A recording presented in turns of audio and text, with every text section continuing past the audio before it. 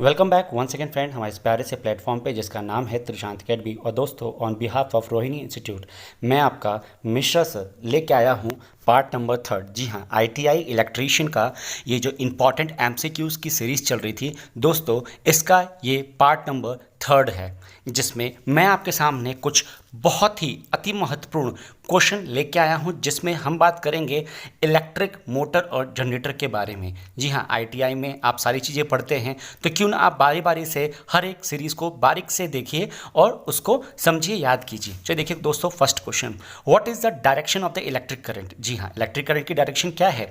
क्या वो नेगेटिव से पॉजिटिव है, या पॉजिटिव से नेगेटिव है, या पॉजिटिव टू पॉजिटिव है, या नेगेटिव टू नेगेटिव है? दोस्तों, आपको बारीक से देखना है इसको। और ये तो आप ऑलरेडी जानते होंगे कि इलेक्ट्रिक करंट की डायरेक्शन जो होती है वो दोस्तों पॉजिटिव टू नेगेटिव होती है। जब भी हम कोई सेल या बैटरी बनाते हैं तो पॉजिटिव टर्मिनल से ही करंट को एग्जिट आउट करते हैं और नेगेटिव से ही इन करते हैं, राइट। चलिए दोस्तों, क्वेश्चन नंबर 2 ये है, the torque generated in the DC motor depends. DC motor मतलब डायरेक्ट करंट का जो मोटर होता है उसका जो टॉर्क होता है वो किस पर डिपेंड करता है? क्या वो एमर्चर करंट पर डिपेंड करता है, क्या वो at the speed of the conductor पर डिपेंड करता है, या मैग्नेटिक फ्लक्स पे करता है, या वो आर्पर्चर या मैग्नेटिक फ्लक्स दोनों पे करता है? तो दोस्तों, आपको ध्यान से डीसी मोटर का कॉन्सेप्ट भी पढ़ना है, क्योंकि डीसी मोटर भी आपके एमसीक्यूज में आता है। तो दोस्तों, फिलहाल हम इस क्वेश्चन की बात करें तो वो आर्पर्चर करंट और मैग्नेटिक फ्लक्स दोनों पे करता है, राइट। चलिए नेक्स्ट क्वेश्चन की बात करते हैं, the formula for finding the thermal current generated thermal energy is. मतलब ऐसा कौन सा फॉर्मूला है निम्नलिखित में से जो थर्मल करंट के बारे में बताएगा हमको, जनरेटेड द थर्मल एनर्जी, जो थर्मल एनर्जी को कर रहा हो? क्या वो आई आर टी है, या आर स्क्वायर आई टी है, या आई स्क्वायर आर टी है, या वी आर टी है? दोस्तों, करेक्ट आंसर होगा आई स्क्वायर आर टी। जी हाँ, option number C, H equal to I square R T. Now question number 4 ये है कि दो substances that reduce the intensity of the magnetic field are called. ऐसे कौन से सब्सटेंस हैं जो मैग्नेटिक फील्ड की इंटेंसिटी को कम करते हैं, रिड्यूस करते हैं? क्या वो डायमैग्नेटिक है, या फेरोमैग्नेटिक है, या मॉलिक्यूलर मैग्नेटिक है, या तीनों के तीनों ऑप्शन जो आपको दिख रहे हैं वो सब है? तो दोस्तों, इसका करेक्ट आंसर है डायमैग्नेटिक। जी हाँ, डायमैग्नेटिक सब्सटेंस है जो मैग्नेटिक फील्ड की स्ट्रेंथ को या इंटेंसिटी को कम करता है, राइट। ये टाइप भी होते हैं मैग्नेटिक के, राइट है। चलिए क्वेश्चन नंबर 5 देखते हैं कि which motor speed increases with the increase of load. मतलब अगर हम लोड बढ़ाते हैं उसके ऊपर तो उसकी जो मोटर की स्पीड है वो बढ़ जाती है। तो इनमें से कौन सा ऐसा मोटर है? क्या वो सीरीज मोटर है, क्या वो शंट मोटर है, या वो कम्यूटेटिव कंपाउंड मोटर है, या वो डिफरेंशियली कंपाउंड मोटर है? तो दोस्तों, मोटर और जनरेटर आपको टॉपिक पढ़ना ही पढ़ना है। तो दोस्तों, इसका आंसर तो है डिफरेंशियल कंपाउंड मोटर, राइट। चलिए अब क्वेश्चन नंबर 6 की तरफ मूव करते हैं। ये इजीएस्ट क्वेश्चन है दोस्तों। The eddy current is generated in the machine. कौन सा लॉ इसको बताया था? Which law state this? The eddy current is generated in the machine.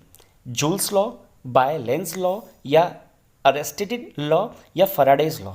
दोस्तों, इसका करेक्ट आंसर होगा फैराडे लॉ। और मैं तो कहूँगा कि आप सारे लॉ को एक एक करके बारीक बारीक से पढ़ लीजिए, है ना। नहीं डाउट आता है कोई डाउट तो प्लीज़ मुझे कमेंट सेक्शन में लिखिए कि हाँ सर, इस लॉ में डाउट आ रहा है, तो मैं आपको क्लियर कर दूंगा।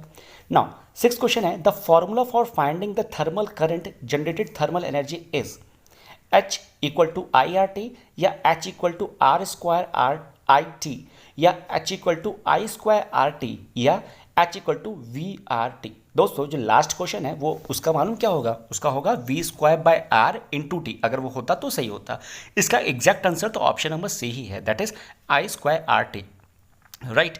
तो आई का स्क्वायर होगा, फिर आर और टी होगा मल्टीप्लाई में, समझ गए ना। वो मल्टीप्लाई 2r नहीं है वो, राइट। दो substances that reduce the intensity of the magnetic field are. क्या वो डायमैग्नेटिक है, या वो फेरोमैग्नेटिक है, या वो मॉलिक्यूलर मैग्नेट्स हैं, या इन तीनों के तीनों ऑप्शंस जो ऊपर हैं वो ऑल ऑफ दीज हैं? दोस्तों, इसका करेक्ट आंसर होगा डायमैग्नेटिक। आपको मैं बता दूं, जो मैग्नेटिक सब्सटेंस होते हैं वो 3-4 प्रकार के होते हैं, है ना। पहला तो डायमैग्नेटिक, फेरोमैग्नेटिक, और एक और होता है। अगर जो करेक्ट आंसर बताएगा कमेंट सेक्शन में तो उसकी तरफ से हम, मतलब सबकी तरफ से हम उसको बहुत बहुत धन्यवाद बोलेंगे, ठीक है। तो अगर आपको आता है तो प्लीज़ कमेंट सेक्शन में ज़रूर मेंशन करें उसको, राइट। क्वेश्चन नंबर 8 दोस्तों, which formula is correct according to Faraday's law of electrical decomposition. क्या वो Z equal to I T होता है, या M is directly proportional to Z होता है, या M is equal to ZIT होता है, या वो M directly proportional to VI होता है। तो आप बताइए, या फैराडे लॉ के अकॉर्डिंग जो इलेक्ट्रिकल डिकम्पोजिशन होता है उसका फॉर्मूला क्या है? तो दोस्तों अगर मैं आपको बता दूं तो वो होता है M is equal to ZIT, है ना। तो ये ऑप्शन नंबर सी करेक्ट होता है। दोस्तों आपको फॉर्मूले भी याद रखना है क्योंकि डायरेक्ट फॉर्मूला भी मल्टीपल चॉइस क्वेश्चन में पूछा जा रहा है इस टाइम, राइट। चलिए question number 9, fill in the blanks. देखिए, dash is a unit of magnetomotive force. तो आपको बताना है कि कौन सी ऐसी यूनिट है किसकी, मैग्नेटोमोटिव फोर्स की। क्या वो वेबर मीटर है, या वो एम्पियर टर्न है, या वो एम्पियर टर्न पर वेबर है, या वो टेस्ला है। ये आपको सबको यूनिट भी लर्न करनी है, फॉर्मूला भी लर्न करना है। तो दोस्तों मैं आपको बता दूं कि इसका करेक्ट आंसर होगा एम्पियर टर्न। जी हाँ, the ampere turn is a unit of magnetomotive force की। समझ में आया? तो ये चीज़ आप समझिए ध्यान से और इसको लर्न करते रहिए। क्वेश्चन नंबर 10 है दोस्तों आपका कि 1 joule per second will be equal to, वो किसके इक्वल होगा? 1 जूल पर सेकेंड किसके इक्वल होगा? क्या वो 1 वॉट की इक्वल है, क्या वो 1 वोल्ट की इक्वल है, क्या वो 1 एम्पियर की इक्वल है, क्या वो 1 न्यू मीटर की इक्वल है? तो दोस्तों इसका आंसर होगा 1 what, that is a power. Power का यूनिट होता है वर्क पर टाइम, राइट। तो वो 1 जूल पर सेकेंड होता है। नाउ क्वेश्चन नंबर 11 है दोस्तों, what is the internal resistance of the nickel iron cell with internal resistance of lead acid cell. तो आपको बताना है कि what is the internal resistance. Internal resistance क्या होगा, ज़्यादा होगा या कम होगा अगर वो आयरन निकल सेल से बना होगा with internal resistance of lead acid cell का? क्या वो बराबर होगा दोनों का, क्या वो लेस होगा, क्या वो वेरी फ्यू होगा, या वो मोर होगा उसके कंपैरिजन में? दोस्तों आंसर आएगा उसके कंपैरिजन में ये ज़्यादा होगा। जी हाँ, निकल आयरन सेल का जो इंटरनल रेजिस्टेंस है वो आपका लेड एसिड सेल से ज़्यादा होगा। क्वेश्चन नंबर 12 है, what is a material used between the commutator segment. जो कम्यूटेटर सेगमेंट होता है ना, उसके बीच में जो मटेरियल होता है वो मटेरियल किस चीज़ का क्या होता है? वो क्या वो लेड होता है, क्या वो बैकेलाइट होता है, क्या वो माइका होता है, या इनमें से जितने भी हैं वो कुछ नहीं होता? तो आप दोस्तों देख सकते हैं कि कितना बेसिक सवाल आपसे पूछा है। दोस्तों इसका करेक्ट आंसर होगा माइका। जी हाँ, MICA। ना लेड होगा ना बैकेलाइट होगा, वो होगा माइका। ठीक है, तो इसको आप याद कर लीजिएगा। Now coming to the question number 13, which generator is recommended to supply long distance load. जी हाँ, अगर हमको लॉन्ग डिस्टेंस लोड पे हमें कुछ मतलब लोड लगाना है उस जनरेटर पे, तो कौन सा जनरेटर सही रहेगा? क्या वो DC शट रहेगा, या लेवल कंपाउंड रहेगा, या ओवर कंपाउंड होगा, या वो फ्लैट कंपाउंड होगा? दोस्तों इसका आंसर आप तभी दे पाएंगे जब आप सारे जनरेटर्स को आप पढ़ा होगा आपने। तो दोस्तों अगर मैं बता दूं आपको तो इसका एग्जैक्ट आंसर होगा ओवर कंपाउंड। जी हाँ, ओवर कंपाउंड जो जनरेटर होता है उसमें हम लॉन्ग डिस्टेंस का लोड रिकमेंड कर सकते हैं, राइट। तो चलिए नेक्स्ट क्वेश्चन की तरफ मूव करते हैं। The resistance of the conductor is of its length in direct proportion, या डायरेक्टली इनवर्स प्रोपोर्शन, या पैरेलल, या इक्वल। तो दोस्तों अगर आपको पता होगा कि resistance of the conductor is directly proportional of the resistance length and inversely proportional to the area of the cross section. तो लेंथ अगर डायरेक्टली प्रोपोर्शनल है तो इसमें option number A is the right answer, that is directly proportional. जी हाँ, तो आपको resistance का पता होगा ना कि R इक्वल टू ρl/A होता है, राइट। चलिए क्वेश्चन नंबर 15 की तरफ मूव करते हैं। What should be the minimum distance between the two earthing point. जी हाँ, अगर हम अपने सर्किट में अर्थिंग पॉइंट दे रहे हैं तो दो अर्थिंग पॉइंट के बीच की दूरी कितनी होनी चाहिए? क्या वो 1.5 मीटर होती है, क्या ओनली 5 मीटर होती है, क्या वो 2 मीटर होती है, क्या वो 1.3 मीटर होती है? दोस्तों इसका एग्जैक्ट आंसर है 5 मीटर। जी हाँ, दो अर्थिंग पॉइंट के बीच में 5 मीटर होता है। दोस्तों आप जरूर जान लीजिए कि अर्थिंग पॉइंट क्यों यूज़ करते हैं हम लोग, राइट। चलिए नेक्स्ट पॉइंट की तरफ मूव करते हैं। The core is capped to reduce the value of the ED current, thick, long area, laminated, या शॉर्ट सर्किट।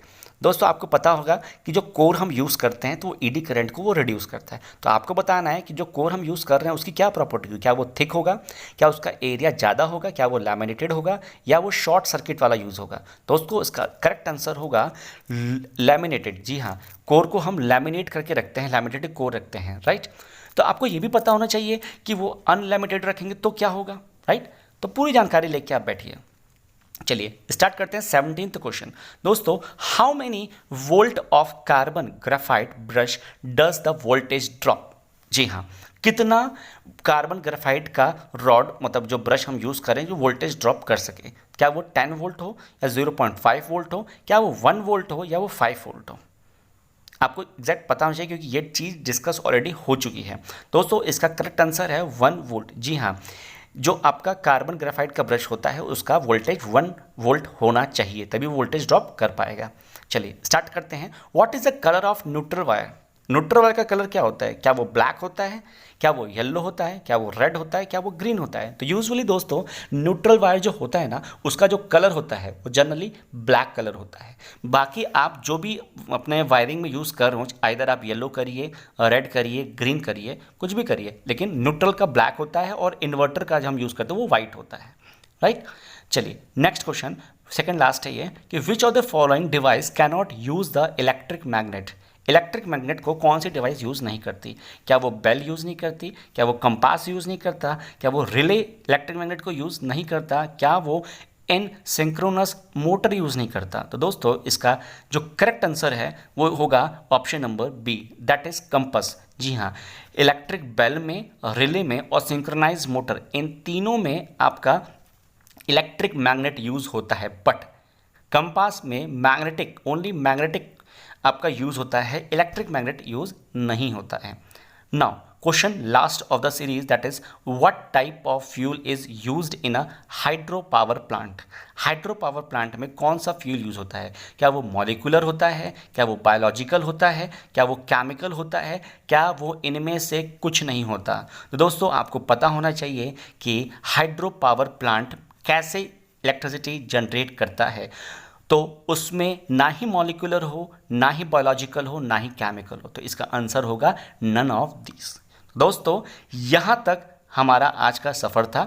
यहाँ पे अब मुझे दीजिए इजाज़त, और दोस्तों थैंक्स फॉर वॉचिंग एंड आपका सपोर्ट मुझे मिला, इसके लिए बहुत बहुत धन्यवाद। तो प्लीज़ वीडियो को अगर अच्छा लगे तो प्लीज़ एक लाइक ज़रूर दबाइएगा, जितना हो सके अपने फ्रेंड सर्कल, अपने जूनियर भाई बहनों को प्लीज़ ज़रूर शेयर कीजिए, और मुझे बताइए कि आपको नेक्स्ट किस टॉपिक पे वीडियो चाहिए।